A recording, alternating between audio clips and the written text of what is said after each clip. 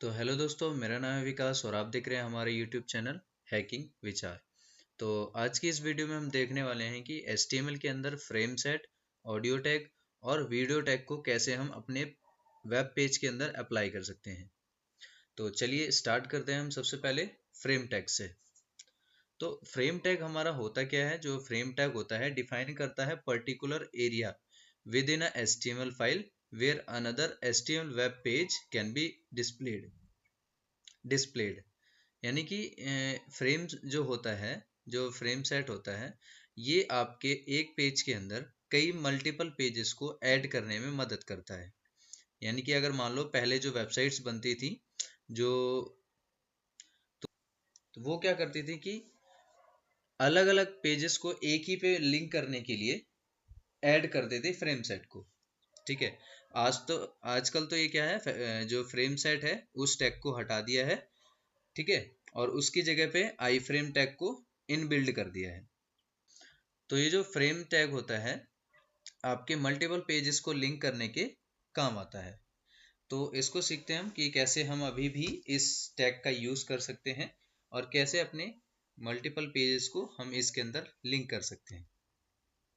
तो चलिए सबसे पहले हम स्टार्ट कर लेते हैं PS और यहाँ पर एक फाइल बना लेते हैं फ्रेम के नाम से .html।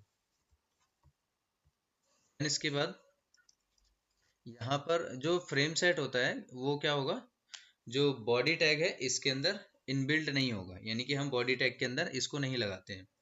ठीक है। तो हम क्या करेंगे, यहाँ पे HTML ओपन करेंगे, यहाँ पे बॉडी टैग हटा देंगे। ठीक है।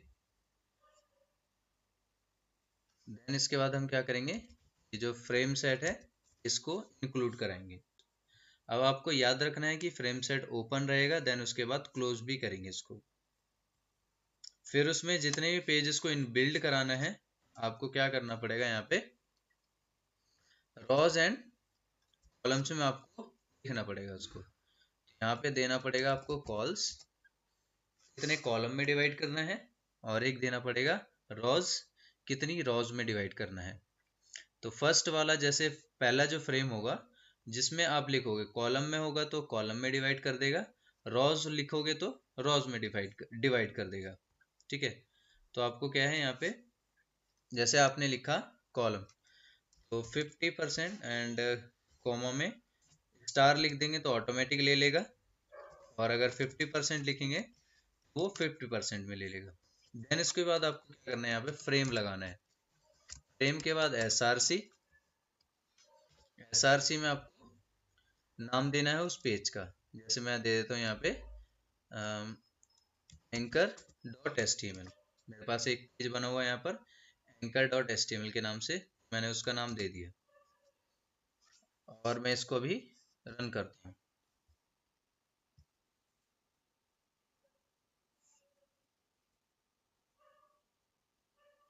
ठीक है। तो देखिए यहाँ पर क्या हुआ कि एक जो एंकर टैग है ये एक फ्रेम के अंदर आ गया। अगर दूसरा फ्रेम में चाहिए यहाँ पे तो आपको दूसरे पेज का नाम इसी के नीचे देना पड़ेगा। तो यहाँ पे आपको फ्रेम देना पड़ेगा, फिर SRC के बाद यहाँ पे हम पेज का नाम देख लेते हैं कोई अदर, जैसे हमने अब देते हैं इनपुट, दे देते हैं input.html। देखिए यहाँ पर दूसरा पेज इंक्लूड हो गया। ठीक है। तो अब क्या करते हैं हम यहाँ पे, सबसे पहले इसको हम रॉ के अंदर डिवाइड करते हैं। हम क्या करेंगे, इसको रॉज में डिवाइड करेंगे दोनों को। ठीक है। और जो पहला वाला है उसको थोड़ा कम ऐड करेंगे, 20 या फिर 10। देन जो सेकंड होगा वो स्टार दे देते हैं। ठीक है। फुल पेज में एक्सेस ले लेगा ये। और जो पहला पेज है एंकर है, एंकर में हम क्या करेंगे, यहाँ पे सिर्फ लिंक देंगे इसको, एंकर टैग।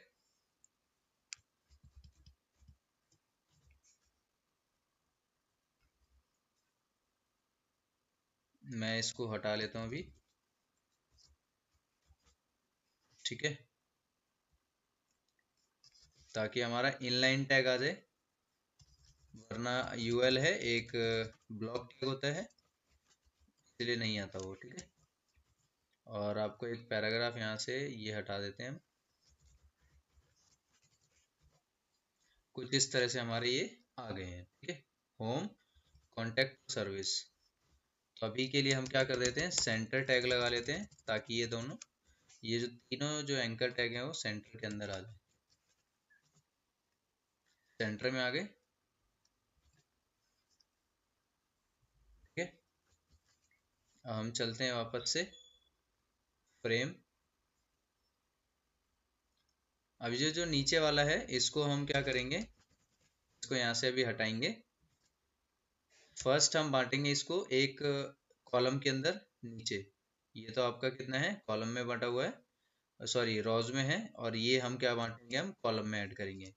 तो जब भी अगर मान लो आपको रॉस के बाद हमें कॉलम्स ऐड करने हो, उसके बाद जितना परसेंट बचा है वो, तो आपको क्या करना पड़ेगा, वापस से ये फ्रेम सेट जो टैग होगा वो ओपन करना है, और क्लोज भी उसी टाइम पे करना है। ठीक है, तो जैसे क्लोज कर दिया वहीं पे, अब यहाँ पे हम क्या करेंगे, इसको फॉल्स दे देंगे। अब जो 90% था, 90% में हमें कितना परसेंट देना है, मान लो मैं दे देता हूँ 20%। यहाँ पे कितना देंगे, 20%, और यहाँ पे स्टार लगा देंगे ताकि टोटल आ जाए वो। और यहाँ पे फ्रेम देंगे, उसका नाम, और यहाँ पर क्या नाम दे दें, यहाँ पे देते हैं home.html। चलो देखते हैं, यहाँ देखिए कि होम जो पेज है वो आ गया हमारे पास। ठीक है, और इसके बाद एक और अगर पेज दे दें यहाँ पे डायरेक्टली, यहाँ पे आ जाएगा।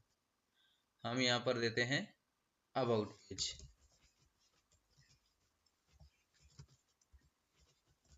अबाउट यहाँ पे नहीं है, हम दे देंगे contact.html। ये देखिए कॉन्टैक्ट वाला जो पेज है वो आ गया यहाँ पर। ठीक है, तो आप क्या कर सकते हो, कुछ इस तरह से अपने पेजेस को डिवाइड कर सकते हो।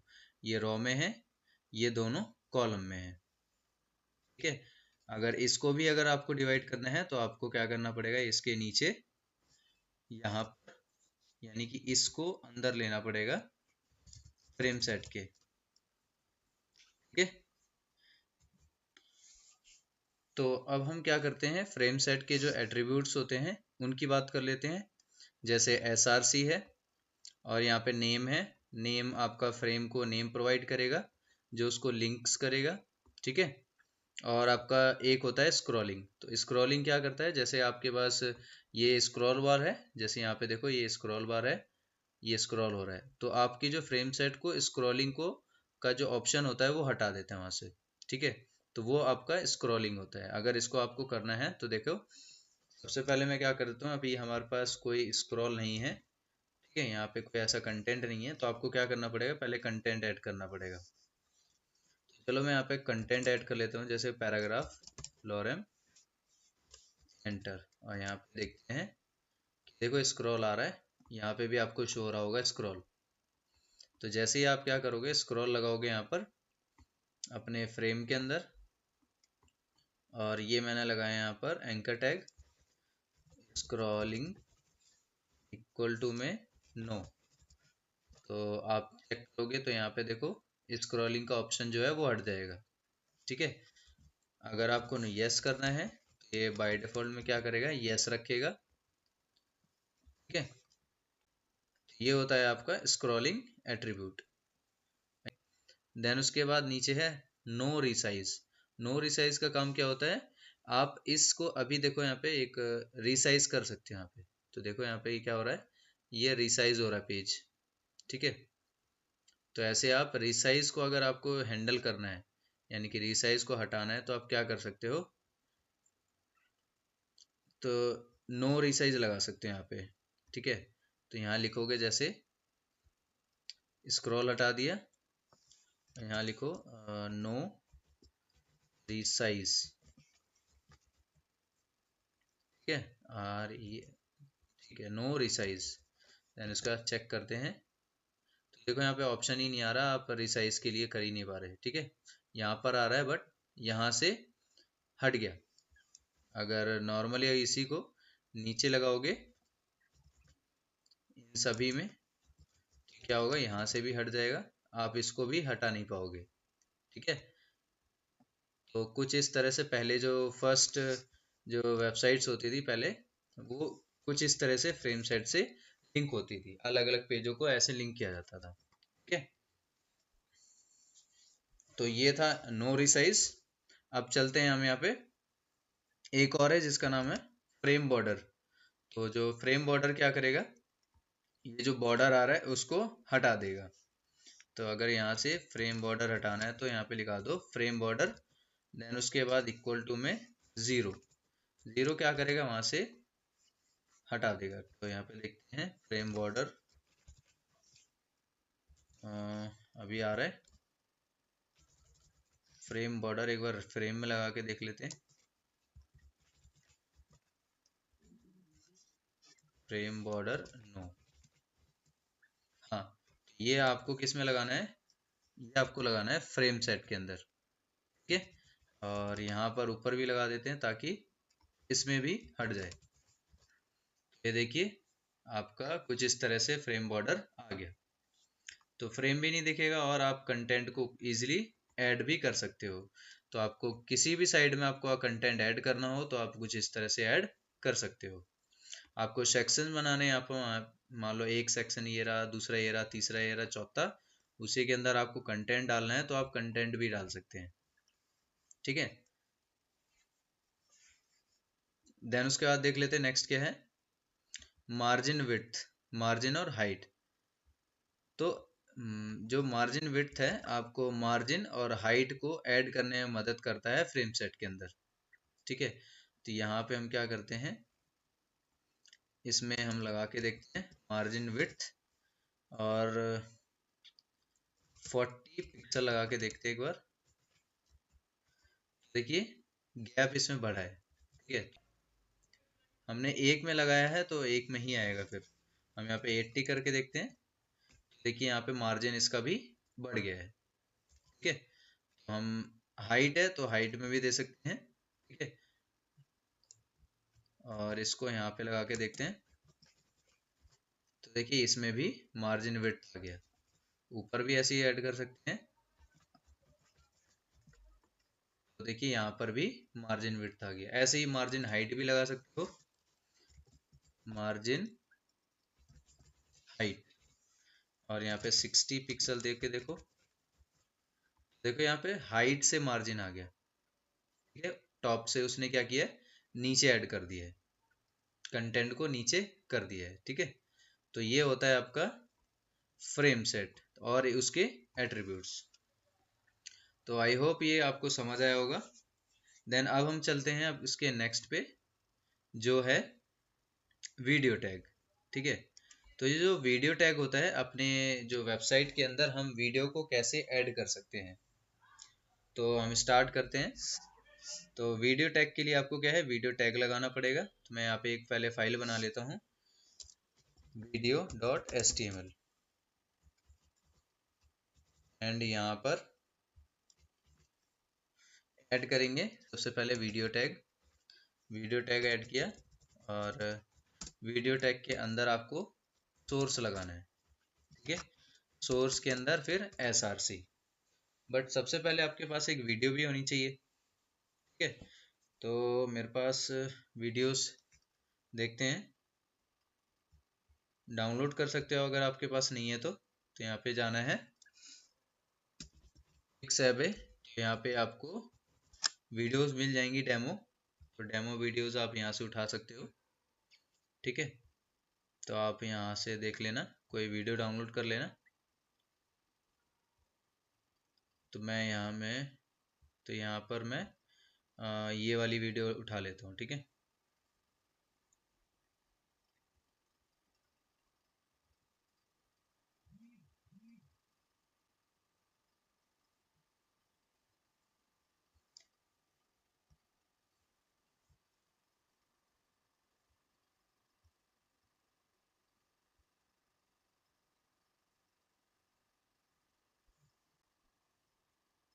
तो ये नहीं हो रही, चलो दूसरी वीडियो देख लेते हैं। यहाँ पे कोई और दूसरी वीडियो डाउनलोड कर लेते हैं। इस पे क्लिक करके देखते हैं यहाँ पर, चलो देखते हैं इसको।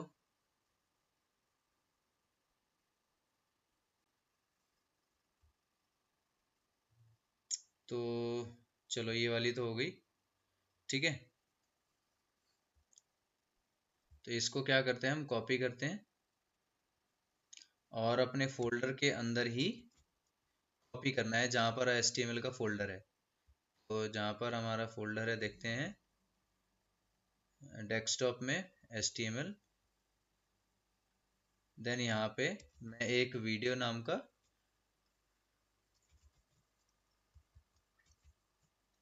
फोल्डर बना लेता हूँ। यहाँ पे वीडियो नाम का, वीडियोस,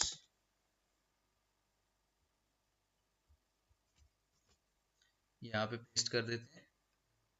और आपको पता ही होगा, जैसे हमने इमेज लगाई थी, तो इमेज का एक्सटेंशन जो होता है अलग अलग फॉर्मेट होता है, जैसे JPG, PNG, और इसका होता है ओनली MP4, ठीक है। तो आपको क्या करना है, MP4 ऐड करना है। तो आपको चेक कर लेना है इसका नाम प्लस इसका एक्सटेंशन। तो इसका नाम जो है मैं कॉपी कर लेंगे, ठीक है। देन उसके बाद HTML में जाके सोर्स के अंदर सबसे पहले आएगा फोल्डर का नाम वीडियोस, और उसमें देखो हमारी फाइल है, ठीक है, ये वाली .mp4, ठीक है।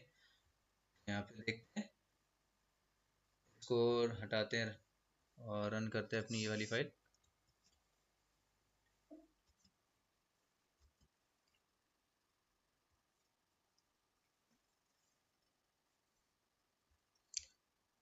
तो देखिए हमारे पास एक वीडियो आ चुकी है यहाँ पे। फिर आपको क्या करना है, यहाँ पे इसकी विड्थ और हाइट सेट करनी है। तो विड्थ लगा देनी है जैसे 400 पिक्सल, पिक्सल में आपको देना है। तो देखिए ये ऐसे आ गई है, ठीक है। अभी ये क्या है, रन नहीं कर रही। तो आपको यहाँ पे एट्रीब्यूट लगाना पड़ेगा कंट्रोल्स। तो कंट्रोल्स क्या प्रोवाइड करता है, सारी चीज़ों का एक्सेस प्रोवाइड करता है आपको। यहाँ पे देखिए प्ले का आ गया, देन इसके बाद थ्री डॉट्स में स्पीड वगैरह है, पिक्चर है, पिक्चर फॉर्मेट में है, और ये फुल स्क्रीन का है। तो ऑडियो नहीं है अभी इसमें, इमेज में, ठीक है। ये था क्या है, वीडियो टैग में। तो इसके जो एट्रीब्यूट्स हैं वो अभी कवर कर लेते हैं। जैसे आपको लूप लगाना है, लूप का मतलब होता है कंटिन्यूसली उस वीडियो को रन कराना। अभी देखो ये एक बार चली थी, ये बंद हो गई। अगर मैं वापस से क्या करूँगा, इसको एक बार प्ले करता हूँ, तो प्ले होगी, देन उसके बाद ऑटोमेटिक ही ये चालू हो जाएगी, ठीक है। तो यहाँ देखते हैं हम,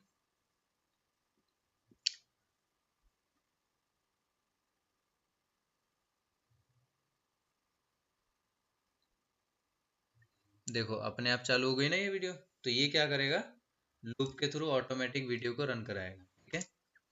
एक होता है पोस्टर, पोस्टर होता है एक वीडियो के अंदर थंबनेल ऐड करने के लिए। मैं एक बार क्या कर लेता हूँ, यहाँ पे एक इमेज उठा लेता हूँ, ठीक है, थंबनेल इमेज कोई भी उठा लेता हूँ यहाँ से, ठीक है। इमेजेस में जाके मान लो मैं इसका यूज़ कर लेता हूँ, ठीक है। ये अगर डाउनलोड हो जाए तो इसको करना है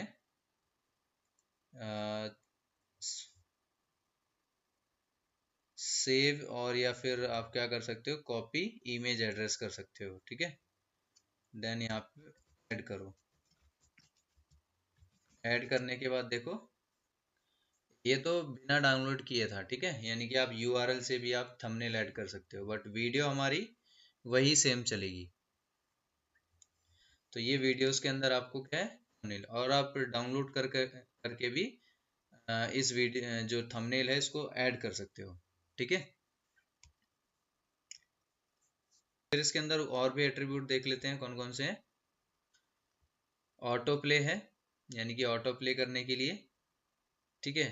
म्यूटेड है यानी कि म्यूट रहेगा, तो यानी कि हमारे पास अभी कोई म्यूट वो नहीं है, म्यूजिक नहीं है इसके अंदर। ये बाय डिफॉल्ट देखो म्यूटेड रहेगा, पहले निशान नहीं आ रहा था ये, अब ये म्यूट रहेगा। ठीक है,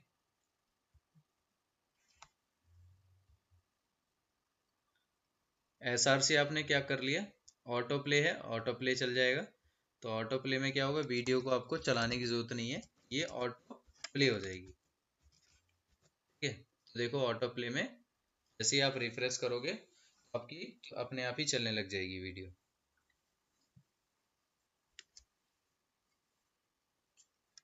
ठीक है, तो ये तो था वीडियो टैग एंड उसके एट्रीब्यूट्स। उसके बाद एक और है ऑडियो टैग, उसको भी देख लेते हैं हम।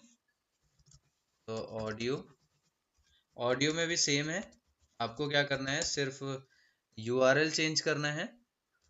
ऑडियो, सॉरी, यहाँ पे सोर्स, ऑडियो लगा दिया, अब यहाँ पे सोर्स लिखना है। तो सोर्स में आप क्या कर सकते हो, SRC, देन ऑडियो लेना आपको। ऑडियो भी क्या कर सकते हैं, यहाँ से आप ऑडियो डाउनलोड कर सकते हो कोई सा। तो ये तो वीडियोस का था, यहाँ पे मैं ऑडियो देख लेता हूँ कोई म्यूजिक।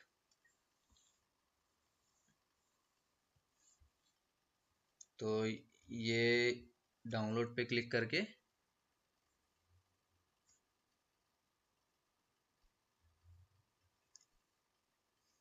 ठीक है, तो ये डाउनलोड हो जाएगा। तो इसको कॉपी करके फोल्डर बनाना है आपको, वहाँ पे कॉपी, देन अपने फोल्डर के अंदर यहाँ पे मैं ऑडियोस कर देता हूँ। ठीक है, इसमें पेस्ट कर देता हूँ, सारी ऑडियोज इसके अंदर आ जाएंगी। अब हम क्या करेंगे, सबसे पहले ऑडियो का जो नाम है, फोल्डर का नाम, वो लिखेंगे। देन उसके बाद ऑडियो की एक्सटेंशन जो होती है MP3 में होती है। ठीक है, तो आपको ऐसे ही वेब फाइल में भी होती है, बट आपको MP3 लगाना है, वो ज़्यादा बेटर है आपके लिए। यहाँ से MP3 को ऐड करके चला के देखना है आपको, वहाँ पे शो हो रहा है नहीं। तो ऑडियो SRC,